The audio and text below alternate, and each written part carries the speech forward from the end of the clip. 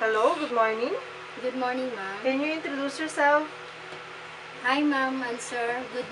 Good day. I am Mary Rose Mortel from Dugduban, San Agustin, Romblon, Philippines. I'm 40 years old. I have two kids, 16 years old and 17 years old. And I have one brother and four sisters, and I am fifth members of the family. Okay. Who will take up your kids when you go to Hong Kong? My mother is the one who take my kids, ma'am. Are you high school or college graduate? I am college, but undergraduate, ma'am. Criminology student, ma'am. Okay. Do you have any experience as a helper? Yes, ma'am. In which country? In Saudi Arabia, ma'am. For how long? 2 years, ma'am. What are your main duties with them? Take care kids and doing household works like cleaning, washing clothes, and ironing and marketing, ma'am. Okay. Why did you choose to work in Hong Kong?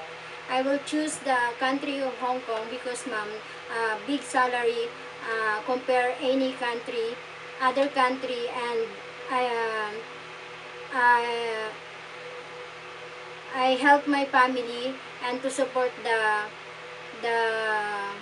necessities of my kids. Okay. Do you know how to cook some simple Chinese food? Yes, ma'am. Like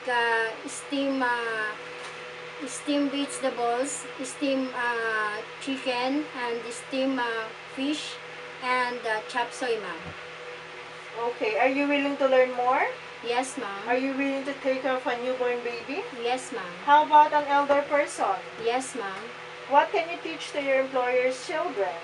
I will teach them um, writing and reading and good attitude, ma'am. Okay.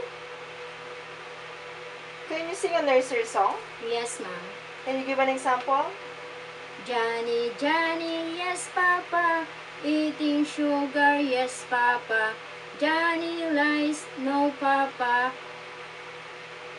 That's all, Okay. ma'am. What kind of employer are you looking for? Of course, ma'am. Nice and understanding, ma'am. Okay. Are you afraid of dogs and cats? No, ma'am. What can you say about yourself, your attitude? I am loyalty, I am honest, and a hardworking person.